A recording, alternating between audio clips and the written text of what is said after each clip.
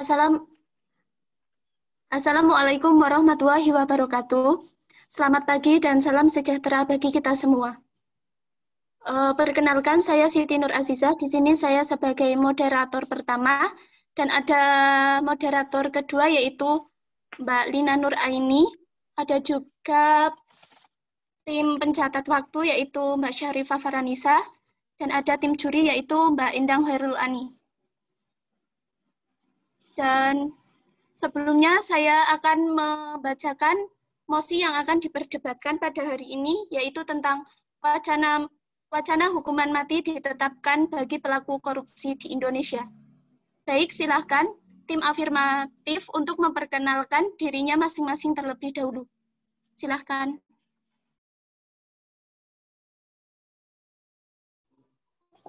Assalamualaikum warahmatullahi wabarakatuh. Perkenalkan, kami dari tim afirmatif. Saya Triwidianti sebagai pembicara pertama, lalu ada Sofi Andriani sebagai pembicara kedua, dan Rini Dwi Kusumawardani sebagai pembicara ketiga.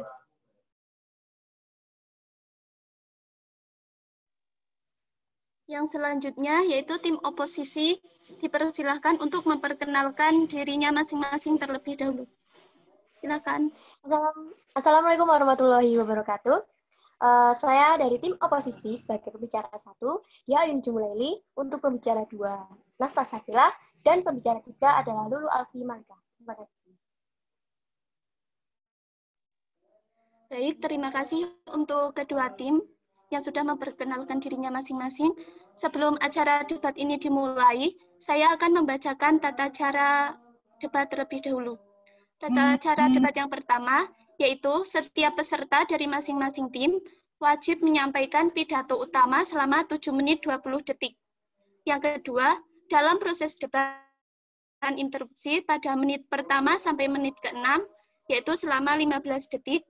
Dan yang ketiga, pada saat akhir perdebatan, wajib menyampaikan kesimpulan selama 4 menit 20 detik. Nah, untuk mengefisienkan waktu, maka kita mulai saja debat pada hari ini. Silakan untuk pembicara 1 tim afirmatif untuk menyampaikan argumennya dan membacakan tugas masing-masing tim. Dipersilahkan. Baik, terima kasih atas waktunya, moderator. Sebelumnya, Assalamualaikum warahmatullahi wabarakatuh. Selamat pagi, teman-teman. Sebelum saya memulai pidato mengenai debat kali ini, perkenankanlah saya untuk memperkenalkan tugas dari anggota tim kami terlebih dahulu. Perkenalkan, saya Triwidianti sebagai pembicara pertama dari tim afirmasi, yang mana saya akan memberikan definisi terkait mosi kita pada hari ini. Saya akan memberikan latar belakang serta argumen yang kuat yang mendukung mosi kita pada debat kali ini. Selanjutnya, ada rekan saya, Saudari Sofi Andriani, sebagai pembicara kedua dari tim kami, yang akan menyanggah argumen dari pembicara pertama tim oposisi, menyampaikan kembali pandangan secara umum terhadap topik, dan menyampaikan argumennya. Selanjutnya, ada rekan saya, Saudari Rini Dwi Kusumawardani, sebagai pembicara ketiga dari tim afirmasi, yang akan menyanggah argumen lawan, menegaskan kembali pandangan umum terhadap topik, dan juga menyimpulkan argumen tim. Baik, saya akan menyampaikan argumen yang kuat untuk mendukung mosi kita pada hari ini.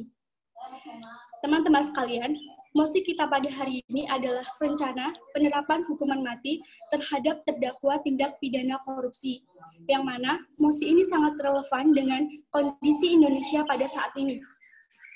Di mana seperti yang kita ketahui bahwa akhir-akhir ini kita dikejutkan dengan penangkapan 2 menteri Kabinet Kerja sebagai pelaku tindak pidana korupsi, yaitu Menteri Kelautan dan Perikanan Indonesia, Edi Prabowo, sebagai tersangka suap ekspor benih lobster, dan Menteri Sosial Juliari Batubara sebagai tersangka suap bantuan sosial COVID-19 senilai 17 miliar.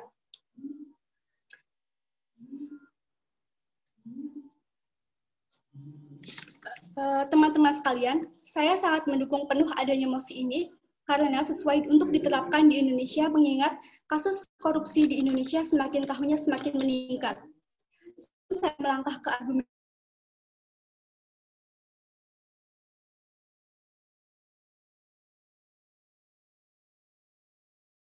korupsi. Hukuman mati. Hukuman mati adalah suatu hukuman atau vonis yang dijatuhkan pengadilan atau tanpa pengadilan sebagai bentuk hukuman terberat yang dijatuhkan atas seseorang akibat perbuatannya. Selanjutnya, korupsi. Korupsi adalah perbuatan yang dilakukan dengan maksud memberikan beberapa keuntungan yang bertentangan dengan tugas dan hak orang lain. Selain itu, korupsi juga bisa didefinisikan sebagai tindakan seseorang yang menyalahgunakan kepercayaan dalam suatu masalah atau organisasi untuk mendapatkan keuntungan diri sendiri dan anggotanya. Nah, teman-teman sekalian, adapun latar belakang dari kemunculan mosi ini adalah karena di Indonesia memiliki tingkat korupsi yang tinggi. Dibuktikan dengan tiap tahunnya ada saja kasus korupsi yang diungkap oleh KPK dan hasil riset dari beberapa lembaga mengenai tingginya kasus korupsi di Indonesia. Apabila hal ini dibiarkan, akan memberikan dampak negatif bagi Indonesia ke depannya dan memperburuk moral generasi muda ke depannya. Oleh karena itu, pemberian hukuman yang berat bagi pelaku tindak pidana korupsi merupakan salah satu upaya menekan angka tindak pidana korupsi di Indonesia dengan tujuan memberikan efek jera. Namun, menurut Indonesia Corruption Watch atau ICW, merilis tren pemidanaan kasus korupsi selama kurun waktu 2019 sampai 2020, dan hasilnya rata-rata pelaku tindak pidana korupsi dihukum cukup ringan, yaitu hanya sekitar 2 tahun 7 bulan. Ini tentu tidak sesuai dengan tindak pidana yang mereka lakukan, yang jumlahnya sampai miliaran bahkan triliunan tiap tahunnya. Padahal, dilansir dari laman mahkamaagung.co.id, lembaga peradilan itu menyatakan korupsi merupakan kejahatan yang bersifat luar biasa atau extraordinary crime. Dengan kasus ini, tentu diperlukan hukuman yang tegas dan memberikan efek jera bagi para pelaku tindak pidana korupsi. Salah satunya pemberian hukuman mati bagi pelaku tindak pidana korupsi yang dinilai merugikan negara. Merajuk pada Undang-Undang Nomor 31 Tahun 1999 tentang pemberantasan tindak pidana korupsi, hukuman mati sebenarnya tercantum di awal undang-undang di pasal 2 tentang tindak pidana korupsi, tercantum di ayat 2 bahwa dalam hal tindak pidana korupsi, sebagaimana dimaksud dalam ayat 1, dilakukan dalam keadaan tertentu, pidana mati dapat dijatuhkan. Dalam lampiran penjelasan pasal per pasal di undang-undang tersebut, dijelaskan bahwa yang dimaksud dengan keadaan tertentu ialah pada waktu negara dalam keadaan bahaya sesuai dengan undang-undang yang berlaku, pada waktu terjadi bencana alam nasional, sebagai pengulangan tindak pidana korupsi, atau tersangka korupsi melakukan pidana korupsi berulang, dan pada waktu negara dalam keadaan krisis ekonomi dan moneter. Dijelaskan pula dalam undang-undang itu bahwa ketentuan pidana tersebut dibuat dalam rangka mencapai tujuan yang lebih efektif untuk mencegah dan memberantas tindak pidana korupsi di Indonesia. Undang-Undang Nomor 31 Tahun 1999 ini kemudian direvisi oleh Undang-Undang Nomor 20 Tahun 2001. Lampiran penjelas mengenai ayat 2 pasal 2 pun berubah, namun substansinya masih sama, yaitu pemberian hukuman mati bisa dijatuhkan kepada tindak pidana korupsi dalam situasi tertentu. Berkaca pada kasus yang baru terjadi yang menyeret nama Menteri Sosial Juliari Batubara, banyak spekulasi bahwa ia bisa dijatuhi hukuman mati karena tindak pidana yang dilakukan pada saat terjadi bencana nasional dan pada saat Indonesia sedang mengalami krisis ekonomi.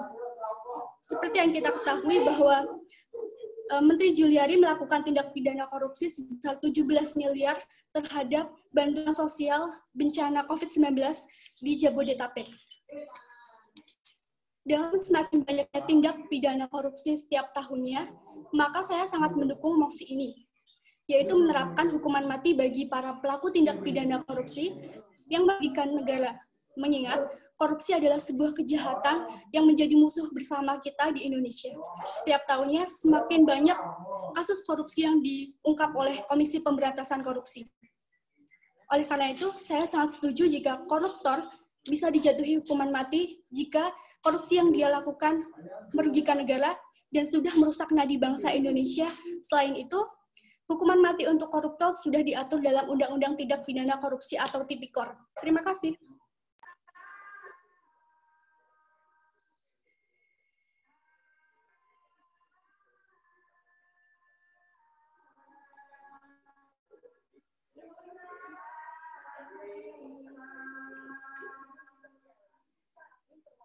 Baik, untuk pembicara pertama tim afirmatif menghabiskan waktu 6 menit 35 detik.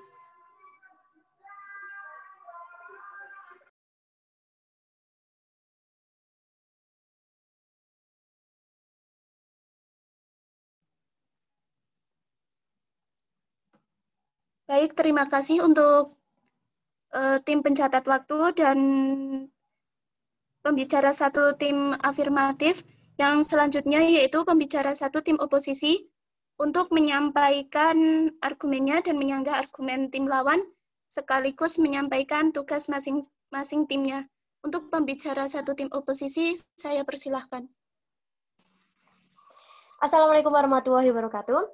Saya sebagai pembicara satu tim oposisi akan menolak mosi dan memberikan pendapat. Untuk pembicara dua, memberikan pandangan secara umum. Pembicara tiga, membantah lawan dan menguatkan argumen. Mosi kali ini adalah wacana hukuman mati bagi pelaku korupsi di Indonesia.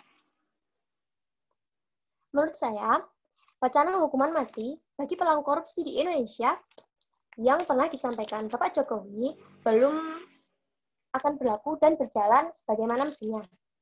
Hal ini disampaikan oleh ICW atau Indonesian Corruption Watch adalah sebuah narasi yang usang. Kenapa begitu? Karena sudah diatur dalam UU tentang pemberantasan tindak pidana korupsi atau UU Tipikor pada pasal 2 ayat 1 dan ayat 2,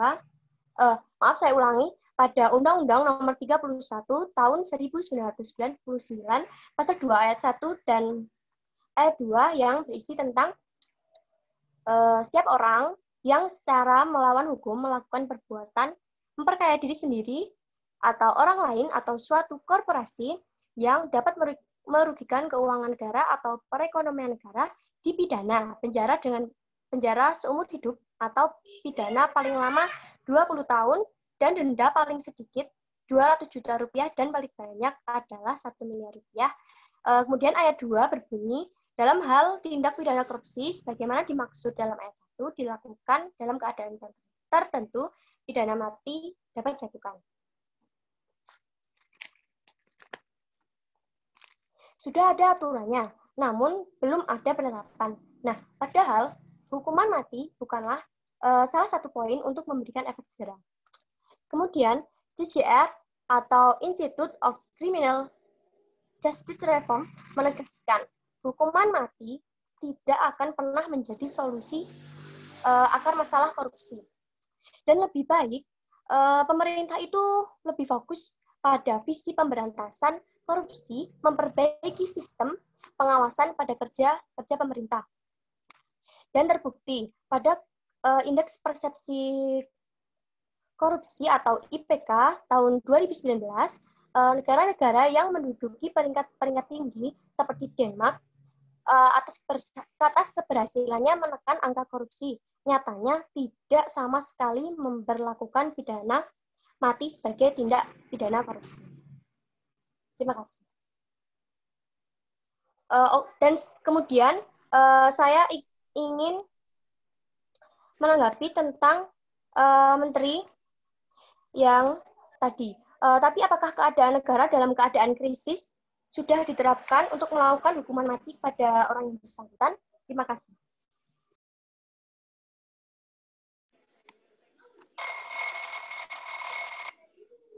Baik, untuk pembicara pertama tim oposisi menghabiskan waktu 3 menit 6 detik.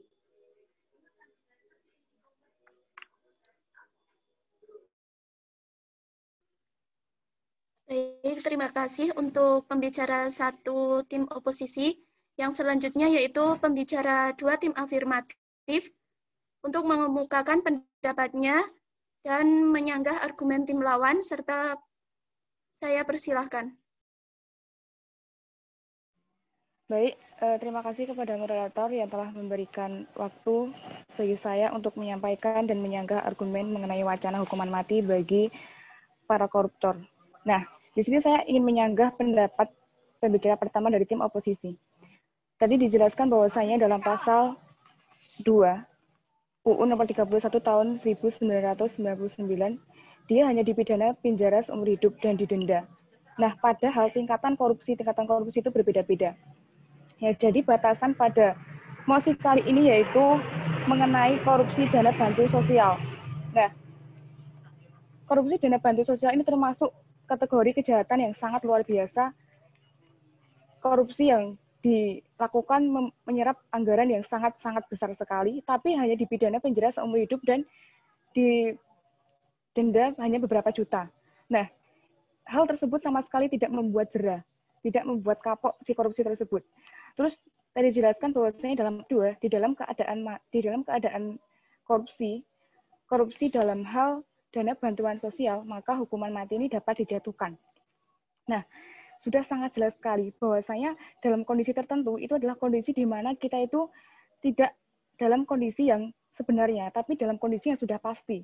Nah, kondisi sekarang ini sangat membahayakan. Kita dilanda pandemi seperti ini, banyak sekali krisis ekonomi, banyak sekali krisis sosial, dan banyak sekali warga seperti yang terkena COVID, seperti orang yang tidak mampu itu sangat membutuhkan dana. Tapi kenapa dana tersebut dikorupsi sampai 17 miliar dan kenapa hanya dipidana penjara saja? Padahal dalam penjara itu mereka masih mampu menikmati fasilitas, mereka mampu masih menghirup udara, mereka masih makan, masih minum. Nah, itu sama sekali tidak membuat jera.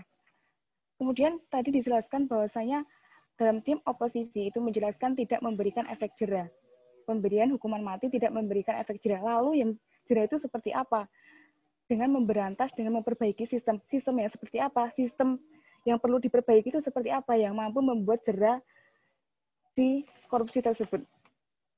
Nah, itu adalah tanggapan saya mengenai argumen yang diberikan oleh tim oposisi.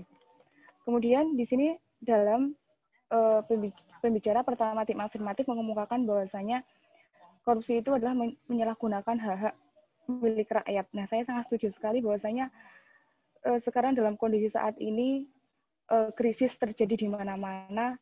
Setiap warga yang menderita, setiap tenaga medis itu sangat membutuhkan dana bantuan sosial tersebut. Tapi kenapa dana tersebut dikeruk hanya untuk berfoya-foya, bahkan ini sampai 17 miliar. Nah, korupsi dana bantuan sosial ini termasuk dalam kejahatan luar biasa. Bahkan, ini dikategorikan kejahatan seperti terorisme dan pelanggaran hak asasi manusia. Ini adalah kategori korupsi yang sangat-sangat berat. Dan tadi dijelaskan bahwasanya dalam pasal 31 tahun 1999 pasal 2 menyatakan bahwa dalam hal tertentu tindakan mati dapat dijatuhkan. Nah, ini otomatis sangat relevan dengan kondisinya sekarang. Bahwasanya Menteri Sosial dia itu korupsi dana sebanyak 17 miliar. Nah, ini merupakan dana yang tidak main-main dan termasuk dalam kejahatan yang luar biasa. Dan itu adalah tanggapan saya dan saya di sini akan memperkuat tanggapan dari tim afirmatif. Di sini saya sangat setuju dengan argumen yang telah diberikan bahwasanya wacana hukuman mati bagi tindak korupsi, apalagi ini korupsi dana bantuan yang sosial yang masuk ke dalam kategori yang sangat jahat sekali. Menurut saya hal ini sangat efektif bila diberlakukan. Karena hukuman ini merupakan hukuman yang sangat berat, merusak nadi aliran darah sebuah bangsa. Kenapa di sini saya menyebutkan bahwa korupsi ini merusak nadi dan aliran darah sebuah bangsa itu sendiri. Karena kejahatan ini menyebabkan kehancuran yang sangat luar biasa. Yang sangat biasa hebat di kelangsungan hidup. Yang merasakan di para korupsi dilakukan bukan mereka, anak-anak kita, bangsa kita kedua. Jika saja ditetapkan misal satu orang koruptor, lalu diberikan hukuman mati, menurut saya itu sama sekali tidak jera.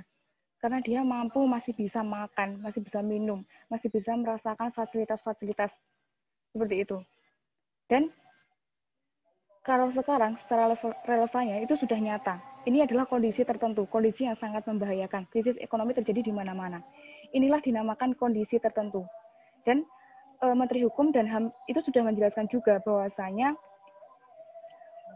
kasus hukuman mati ini bisa diterapkan jika korupsinya itu berada di bidang atau berada di ranah dana bantu sosial. Seperti itu. Dan sekarang saya kembali bertanya kepada tim oposisi. Jika hanya dengan pemberantasan, hanya dengan memperbaiki sistem, itu bakal sama saja. Korupsi di Indonesia itu akan semakin merajalela dan tidak akan terkendali. Jika kita sebagai pemerintah tidak menggunakan atau tidak menerapkan hukuman yang sangat jelas. Seperti itu. Sekarang, hukuman mati terhadap koruptor dapat ditetapkan apabila tindak pidana korupsi dan pencucian uang itu dilakukan besar-besaran dalam keadaan bahaya, krisis ekonomi maupun krisis sosial. Dan tindak pidana merupakan kejahatan yang sangat luar biasa, dikategorikan sebagai kejahatan kekerasan dan HAM. Alasannya kenapa? Karena kekerasan dan hak asasi manusia ini sifatnya sama dengan korupsi, yaitu sistematis meluas. Kemudian, sebagai contoh nyatanya, di sini saya yang kategorinya atau notabene-nya sebagai seorang mahasiswa, sebagai agent of change, di sini saya sangat merasakan betapa tersayatnya hati-hati masyarakat. Ketika hak-hak mereka, ketika uang-uang mereka, ketika keadaan saat ini yang dikategorikan dalam keadaan sulit, itu malah bebannya semakin bertambah dengan adanya korupsi, yang mana hak mereka tertindas, yang mana hak mereka itu tidak dapat disuarakan, malah uang-uang mereka yang sebenarnya itu uang milik masyarakat ini dimakan habis-habisan oleh para penguasa. Sekarang saya beri contoh saja, yang membuat saya miris di sini yaitu ada sebuah kasus bahwasanya ada nenek, dia itu hanya mencuri ubi, lalu dia dipenjara 2,5 tahun. Sekarang kalau kita pikir, ubi itu harganya hanya 3.000 sampai 5.000, tapi dia didenda dan dipenjara selama 2,5 tahun. Ada juga seorang kakek, di situ hanya mencuri sebuah pisang. Pisang itu kalau kita kategorikan hanya 2.000. Padahal mereka mencuri itu motivasinya mereka untuk menyambung hidup. Sekarang bayangkan dalam keadaan pandemi seperti ini, krisis ekonomi semakin merajalela. Kalau kita lihat, kalau kita bandingkan dengan korupsi, nah, lalu bagaimana dengan seorang koruptor yang dia itu mencuri uang rakyat dengan jumlah besar lalu digunakan hanya untuk foya-foya? Apakah jika hanya di penjara akan memberikan efek jerah? Menurut saya tidak. Sekian argumen dari saya, terima kasih. Baik Mbak Sofi, waktunya sudah habis. Silakan Pak Waktu untuk memberitahukan waktu yang telah digunakan oleh pembicara 2 tim afirmatif yaitu Mbak Sofi. Baik, untuk pembicara 2 tim afirmatif menghabiskan waktu 7 menit 27 detik. Baik, terima kasih. Lalu selanjutnya, Baik, dari tim oposisi, pembicara 2. Waktu dan tempat saya persilakan. Terima kasih kepada moderator. Di sini saya akan menyampaikan tanggapan saya terhadap mosi, yaitu wacana hukuman mati bagi para koruptor. Di sini saya akan menyampaikan pidatonya terlebih dahulu. Yang pertama itu Indonesia kini bisa dikatakan dalam keadaan kritis dalam soal korupsi karena selama 68 tahun merdeka, korupsi bukan lagi menggejala, tetapi telah membudaya ke semua lapisan elit bangsa dari pusat hingga pelosok daerah. Kondisi ini sekaligus memperlihatkan secara gamblang betapa buruknya dampak sosial kemanusiaan yang ditimbulkan dari tindak kejahatan yang terbilang luar biasa itu. Sebab kejahatan ini tidak hanya merugikan masyarakat umum ataupun bentuk pengkhianatan amanat rakyat, tetapi juga kejahatan yang bisa mengancam moral generasi penerus bangsa.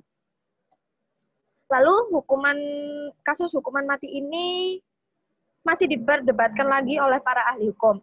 Hukuman mati tidak memberikan efek jera maupun mengurangi kejahatan. Hal ini mengacu pada penelitian yang dilakukan PBB di tahun 1998 dan 2005.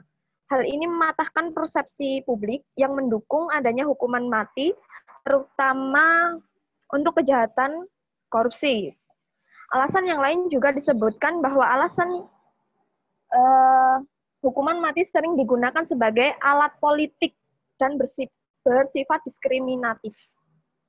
Lalu, semisal hukuman mati sudah dilaksanakan, hal itu sudah tidak dapat diubah jika nantinya ditemukan kesalahan atau bukti baru yang menyatakan terpidana ternyata tidak bersalah dan eksekusi tidak dapat direka ulang kembali. Seperti itu. Terus di sini saya juga izin interupsi. Ya. Tadi Anda mengatakan bahwa korupsi itu semakin membudaya dan sudah menjadi istilahnya sudah merajalela seperti itu ya.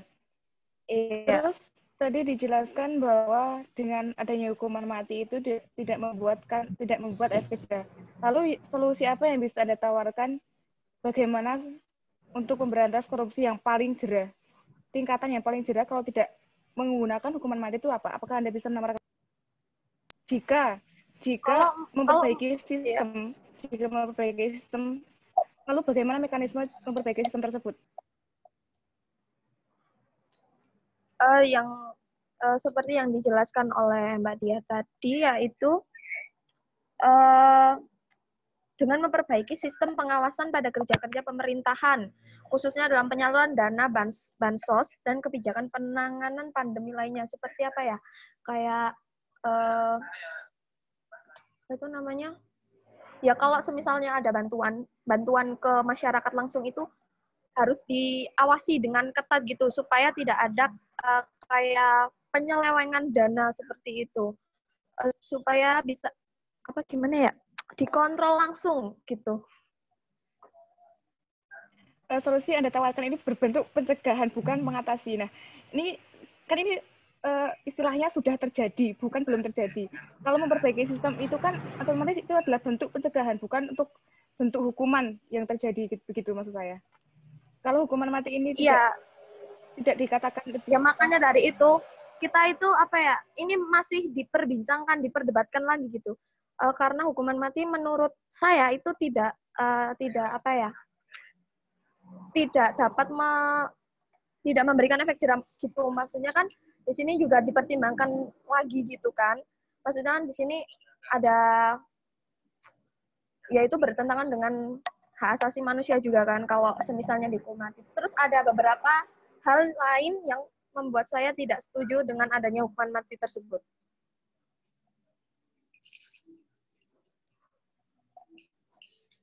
Seperti itu, Mbak Sofi. Baik, terima kasih atas interupsi dari tim afirmatif Mbak Sofi. Silakan untuk Mbak Natasha untuk berikan. Terima kasih.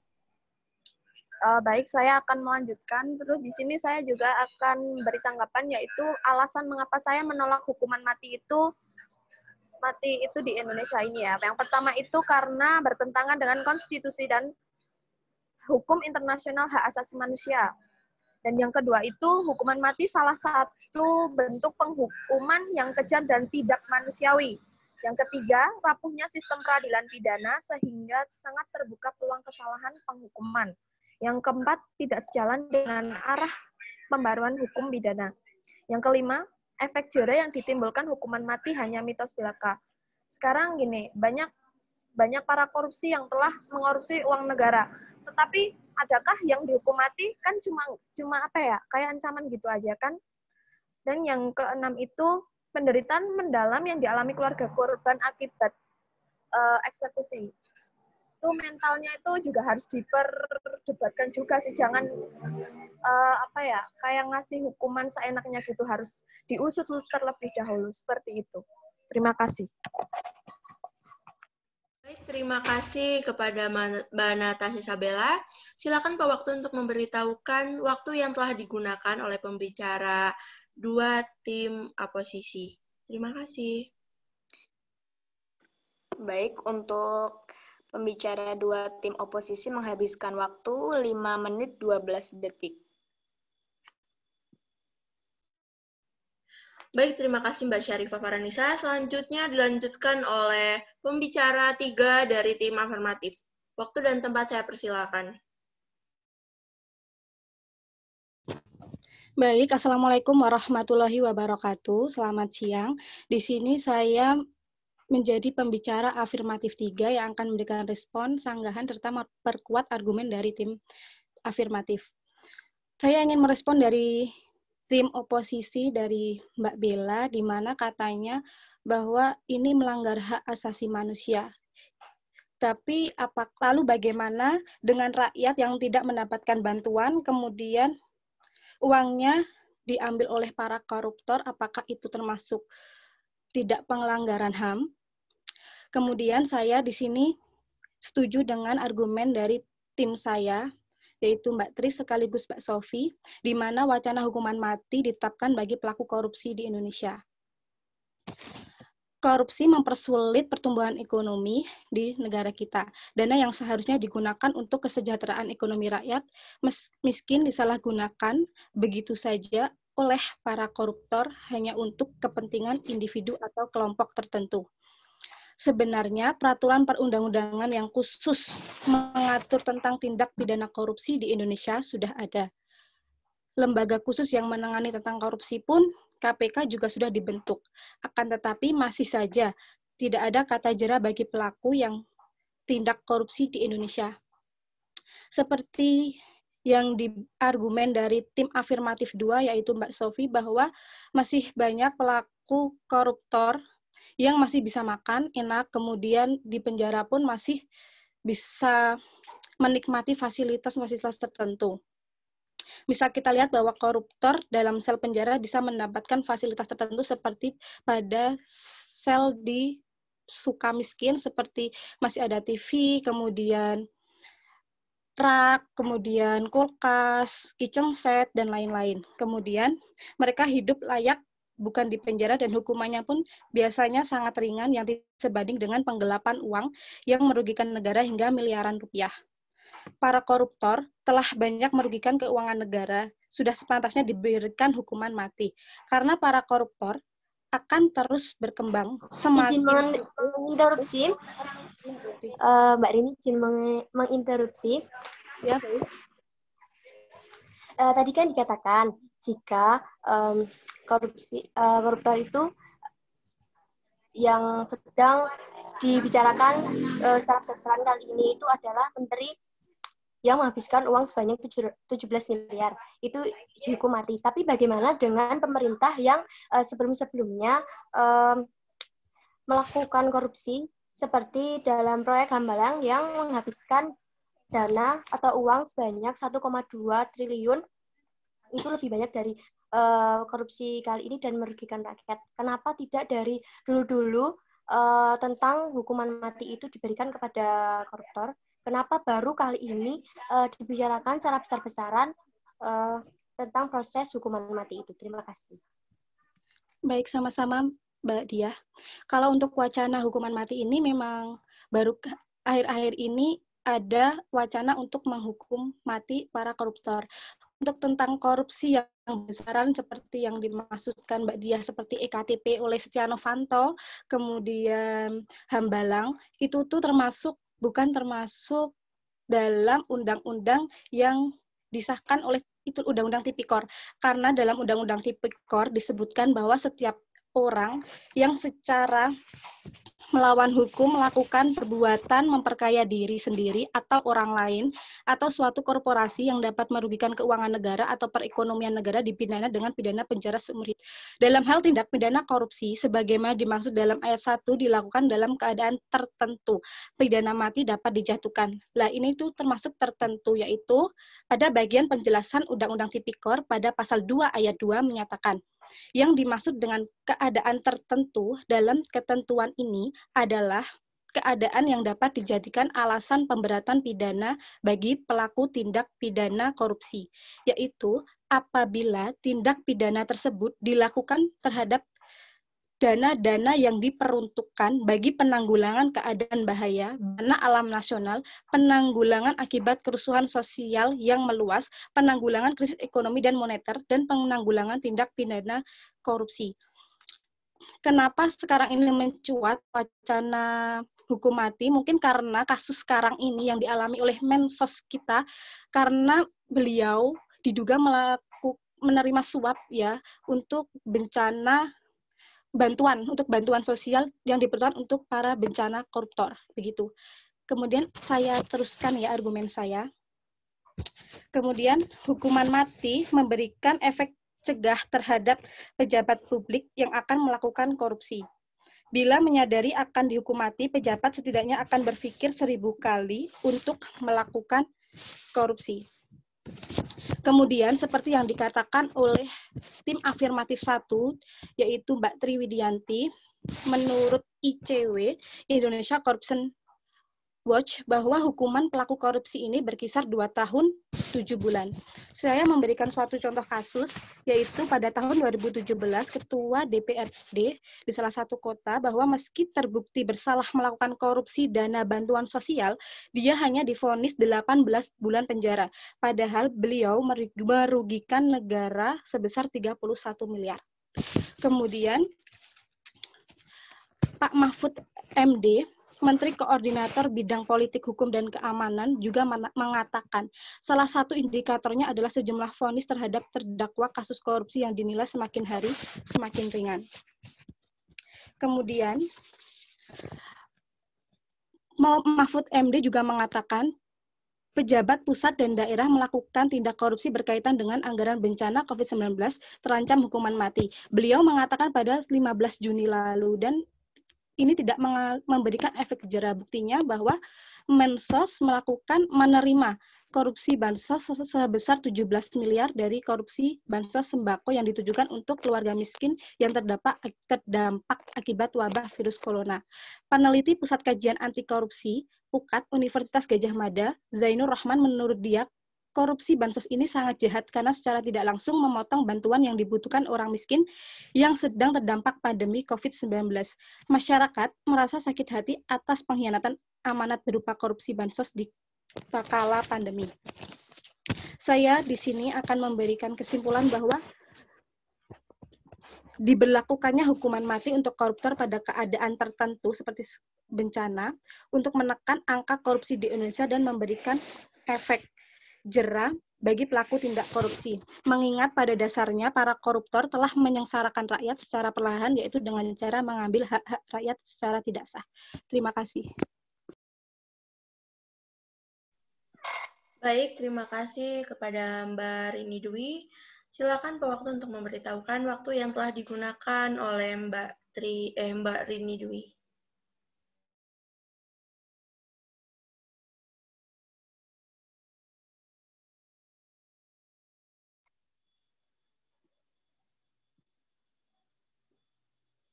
Baik, untuk pembicara ketiga tim afirmatif menghabiskan waktu 6 menit 10 detik. Terima kasih.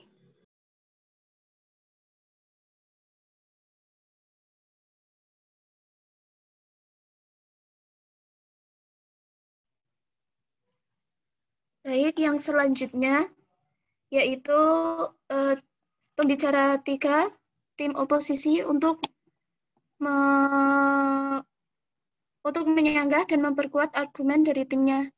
Untuk pembicara 3 tim oposisi, saya persilahkan. Baik, terima kasih atas kesempatannya. Di sini saya ingin menyanggah apa yang dikatakan dengan Mbak Rini tadi tentang korupsi EKTP yang dilakukan oleh Setia Novanto, dan pada akhirnya dia dipenjara di Lapas Sukamiskin dengan masih menggunakan seperti ada AC, tempat tidur, televisi, masih hidup dengan layak walaupun dia dipenjara. Tapi bukankah hukuman mati tapi bukankah kita bisa memberikan Novanto hukuman dengan cara dimiskinkan? Hal tersebut lebih efektif daripada hukuman mati, karena ketika dimiskinkan para koruptor tersebut tentu saja tidak akan pernah bisa menikmati fasilitas-fasilitas yang ada di penjara, karena bukankah fasilitas di penjara tersebut tetap memerlukan biaya. Kemudian saya ingin memperkuat. Izin interupsi. Ya, baik, silakan. Baik, yang katakan Mbak Lu tadi untuk dimiskin, bagaimana dengan pejabat yang tidak memasukkan aset itu dalam laporan data kekayaan negara sehingga hasil korupsi tidak mudah untuk dilakukan dengan cara membeli properti atau mobil mewah mengatasnamakan orang lain dan membagi-bagi harta dananya kepada orang lain. Jadi tidak mengatasnamakan keluarganya, begitu. Baik, saya jawab. Bukankah dari KPK sudah ada cara untuk mengecek kemana saja aliran dana itu mengalir, entah itu di orang lain atau di temannya atau di saudaranya, itu kan tetap ada aliran dananya. Dan itu bisa dicek dengan KPK jika KPK bisa bekerja dengan lebih keras lagi. Begitu. Kemudian saya akan memperkuat argumen dari tim kami, tim oposisi, yaitu hukuman mati ini tidak mampu memenuhi tuntutan atas rasa keadilan masyarakat modern karena menyerahkan hidup mati seseorang kepada hakim itu juga tidak bisa bijaksana, karena hakim tersebut juga pasti tidak luput dari kesalahan. Dikutip dari kompas.com, pakar sosiolog Robertus Robert menilai bahwa hukuman mati tidak mampu menjadi solusi atas tingginya angka kejahatan. Karena jika hukuman mati ini dijalankan, maka hal tersebut tentu saja akan mempengaruhi pola berpikir masyarakat. Masyarakat seperti akan diberikan sebuah referensi atau acuan dari negara dalam melakukan suatu tindak kekerasan seperti pembunuhan atau pandangan yang sempit mengenai keadilan. Itu mendaur ulang atau merekonstruksi alur kultur kekerasan. Kemudian hukuman mati itu seperti yang dikatakan Mbak Diah tadi, tidak memberikan efek jera karena hukuman mati tidak selalu efektif sebagai salah satu upaya pencegahan untuk membuat orang jera. Mengapa demikian? Seperti yang pernah kita ketahui, jika orang yang terdakwa terpidana narkoba juga dihukum mati.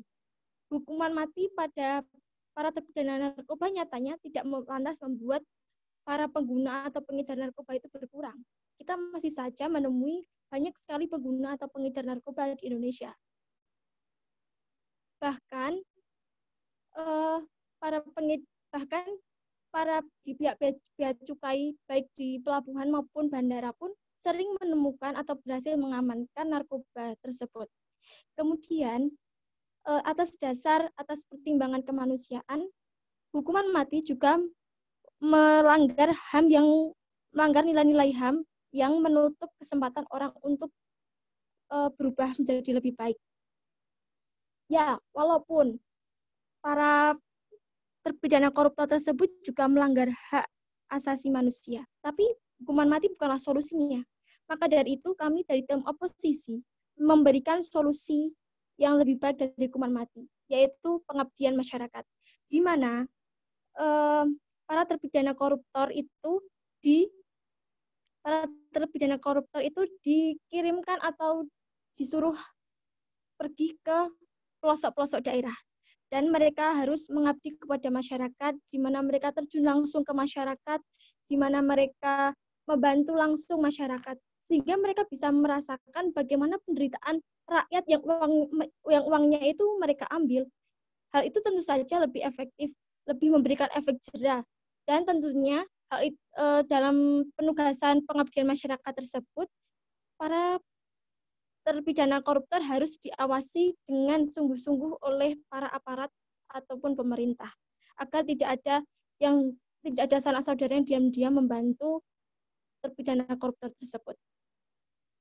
Maka dari itu, kami dari tim oposisi tidak menyetujui adanya hukuman mati untuk para terpidana koruptor. Sekian, terima kasih. Baik, terima kasih kepada Mbak Lulu Alfi. Silakan Pak Waktu untuk memberitahukan waktu yang telah digunakan Mbak Lulu. Baik, untuk pembicara 3 dari tim oposisi menghabiskan waktu 5 menit 25 detik. Baik, terima kasih Mbak Syarifah Faranisa. Selanjutnya tim oposisi untuk memberikan kesimpulannya.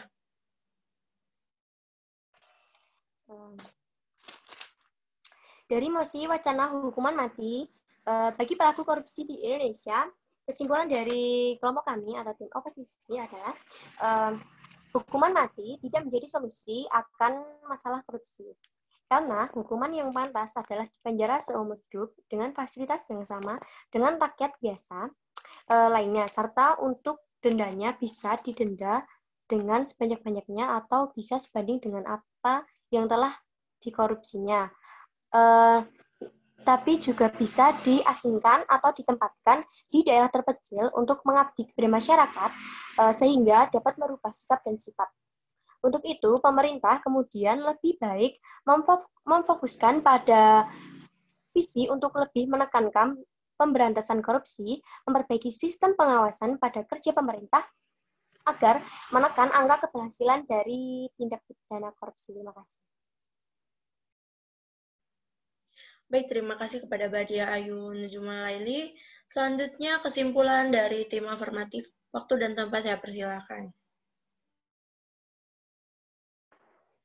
Baik, terima kasih moderator atas waktu yang diberikan. Saya akan menyampaikan kesimpulan dari argumen tim afirmasi terhadap mosi rencana penerapan hukuman mati terhadap pelaku kejahatan tindak pidana korupsi. Kami dari tim afirmatif tidak sangat setuju dengan rencana penerapan hukuman mati bagi tersangka tindak pidana korupsi yang merugikan negara, di mana tindak pidana korupsi adalah perbuatan kejahatan yang sangat merugikan negara, terutama di bidang ekonomi, apalagi pada saat kondisi Indonesia sedang berada di kondisi bencana dan juga krisis ekonomi. Karena korupsi adalah tindak kejahatan luas atau luar biasa, extraordinary crime, di mana bahwasanya jika tidak ada tindakan tegas dari pemerintah untuk para pelaku tindak pidana korupsi, maka korupsi akan menjadi budaya bagi sistem politik di Indonesia. Tentu hal ini adalah sebuah hal yang buruk bagi masa depan bangsa Indonesia. Dan besarnya dampak yang diberikan dari perilaku kejahatan korupsi, maka sangat sebanding jika para pelaku diberikan hukuman yang berat dan memberikan efek jerah bukan hanya untuk pelaku, tapi juga keluarga dan juga masyarakat luas. Selain itu, hukuman mati bagi tersangka tindak pidana korupsi juga sesuai dengan undang-undang yang berlaku di Indonesia, yaitu Undang-Undang Nomor 31 Tahun 1999 dan Undang-Undang Nomor 20 Tahun 2001 yang isinya dalam hal tindak pidana korupsi sebagaimana dimaksud dalam ayat 1 dilakukan dalam keadaan tertentu, pidana mati dapat dijatuhkan. Yang dimaksud dengan kondisi atau keadaan tertentu adalah ketika Indonesia mengalami kejadian bencana alam nasional, krisis ekonomi dan moneter, dan tersangka melakukan korupsi secara berulang. Dengan berbagai alasan, maka saya dan teman-teman tim saya sangat setuju dengan penerapan hukuman mati bagi tersangka tindak pidana korupsi. Karena korupsi adalah tindakan merusak nadi bangsa Indonesia. Selain itu, hukuman mati untuk koruptor sudah diatur dalam Undang-Undang Tindak Pidana Korupsi.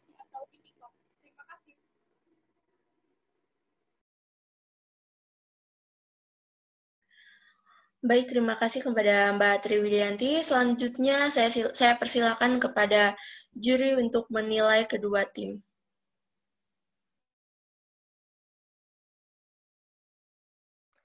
Baik, terima kasih untuk moderator yang telah memberikan waktu kepada saya. Terima kasih juga kepada tim afirmasi dan tim oposisi yang telah debat di siang hari ini dengan mosi wacana hukuman mati bagi korupsi di Indonesia.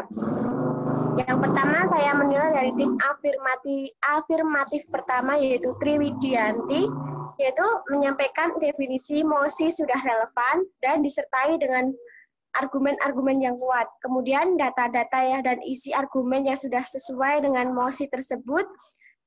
Kemudian sudah mendapatkan solusi dari argumen yang dan masih bisa disanggah oleh tim lawan. Kemudian waktu yang digunakan yaitu 6 menit 35 detik. Dan saya memberi skor kepada Triwidianti yaitu 75. Yang kedua dari tim afirmasi yaitu Sofi.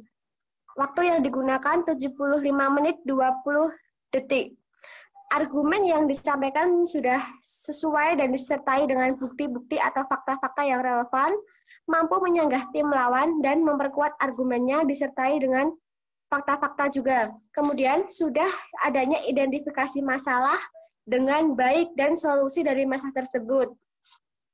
Argumen yang disampaikan pun juga sudah memberikan argumen yang kuat. Kemudian skor yang diperoleh oleh tim afirmasi kedua dari saudara Sofri itu 80. Kemudian yang ketiga dari tim afirmasi dari saudari Rini Dwi, waktu yang digunakan yaitu 6 menit 10 detik. Argumennya sudah relevan dan sesuai dengan mosi. Menjawab dan merespon interupsi lawan dengan fakta dan sesuai dengan penelitian, kemudian masih bisa disanggah oleh tim lawan. Skor yang diperoleh dari Rini yaitu 76. Kemudian dari tim oposisi pertama yaitu Diah Ayu, yaitu argumennya yang disampaikan mampu menyanggah tim afirmatif disertai dengan data-data yang kuat dan relevan. Berbicaranya sesuai dengan fakta dan penelitian terkait, kemudian argumennya masih bisa disanggah oleh tim lawan. Waktu yang digunakan 3 menit 6 detik, dan skornya yaitu 76. Baik, untuk yang selanjutnya, tim oposisi dari saudara Bella. Waktu yang digunakan 5 menit 12 detik. Argumen yang disampaikan oleh Bella masih bisa dipatahkan, kemudian penyampaian materinya kurang jelas, serta respon sudah relevan dan adanya identifikasi masalah. Tidak ada solusi yang menguatkan dari argumen tersebut. Kemudian skor dari Bella yaitu 74. Yang kemudian tim oposisi ketiga yaitu Lulu Afi, menggunakan waktu 5 menit 25 detik. Argumennya sudah relevan dan disertai dengan bukti-bukti atau fakta-fakta yang jelas. Kemudian sudah adanya identifikasi masalah dengan baik dan disertai solusi dari masalah tersebut. Dan yang terakhir adalah sisa waktu yang digunakan masih tersisa banyak. Dan jumlah dari kedua tim tersebut dari tim afirmatif berjumlah 231, kemudian dari skor oposisi 225. Terima kasih untuk tim dari kedua tim tersebut. Terima kasih Endang Khairul Ani. Nah, dari debat hari ini dengan mosi wacana hukuman mati ditetapkan bagi pelaku korupsi di Indonesia, kesimpulan dari tim afirmatif menurut saya itu korupsi itu merupakan kejahatan yang luar biasa dan merugikan negara. Korupsi dapat merusak nadi dan aliran sebuah bangsa. Hukuman mati diberlakukan dan diterapkan apabila negara sedang terjadinya krisis ekonomi. Lalu, kesimpulan dari tim oposisi memperbaiki sistem sebelum dan sesudah terjadinya korupsi karena solusi yang terbaik daripada hukuman mati. Selanjutnya, hukuman mati tidak dapat diberlakukan karena itu tuh hak hidupnya itu ditentukan oleh kejaksaan dan bisa dilakukan dengan cara salah satunya itulah pengabdian terhadap masyarakat. Sekian debat hari ini. Mohon maaf jika ada salah kata. Wassalamualaikum warahmatullahi wabarakatuh. Waalaikumsalam warahmatullahi wabarakatuh.